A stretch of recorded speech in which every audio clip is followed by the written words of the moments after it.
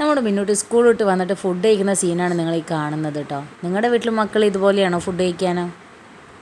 പിന്നെ നമ്മുടെ രണ്ട് ഉമ്മമാർ ടി വി കാണുന്നുണ്ട്. അവർ കൂടെ കമ്പനിക്ക് അസ്ലുണ്ട്. പിന്നെ ആസിം കുട്ടൻ ഉറക്കത്തിലാണ്. ആസിമിനെ ഉണർത്താൻ വേണ്ടിയിട്ട് ആസിമിൻ്റെ കളിക്കൂട്ടുകാരി അതാ റിസ വന്നുകൊണ്ടിരിക്കുന്നുണ്ട് കേട്ടോ, അവനെ എണീപ്പിക്കാൻ വേണ്ടിയിട്ട്. ഇനി നമുക്ക് നമ്മുടെ റൈസാനെ നോക്കാം. അവനാണെങ്കിൽ അതാ അടുക്കളയിൽ ഉമ്മാൻ്റെ സപ്പോർട്ട് ചെയ്ത് നിന്നുകൊണ്ടിരിക്കുക. വെയിറ്റിങ്ങിലാണ് കേട്ടോ. അപ്പോൾ ഉമ്മ ഇവിടെ ഇതാ എണ്ണക്കടി ഉണ്ടാക്കിക്കൊണ്ടിരിക്കുന്നുണ്ട്, ഒപ്പം ചായ വെച്ചുകൊണ്ടിരിക്കുന്നുണ്ട്. ഉമ്മാൻ്റെ അനിയത്തി വന്നിട്ടുണ്ട് കേട്ടോ, അതായത് എൻ്റെ മേമ. എണ്ണക്കടി ആയിക്കഴിഞ്ഞാൽ പിന്നെ നമ്മൾ ചായക്ക് വെയിറ്റ് ചെയ്യേണ്ട ആവശ്യമില്ലല്ലോ. കടി ആയിക്കഴിഞ്ഞാൽ അത് എടുത്ത് കഴിക്കണം, അങ്ങനെയാണല്ലോ നമ്മളുടെ ഒരു ഇത്.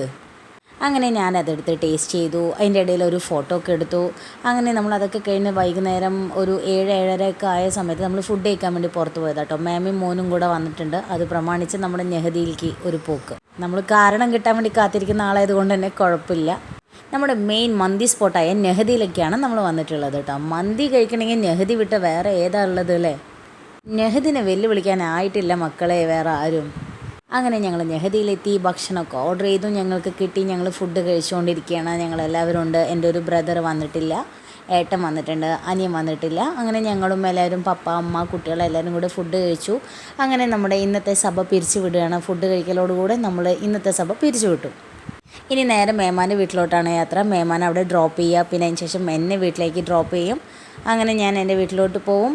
അപ്പോൾ നമ്മുടെ ഇന്നത്തെ വീഡിയോ എല്ലാവർക്കും ഇഷ്ടപ്പെട്ടെന്ന് വിചാരിക്കുന്നു. അപ്പോൾ നമ്മുടെ വീഡിയോ ലൈക്ക് ചെയ്യുക, ഷെയർ ചെയ്യുക, സബ്സ്ക്രൈബ് ചെയ്യുക. Thanks for watching. Love you, by.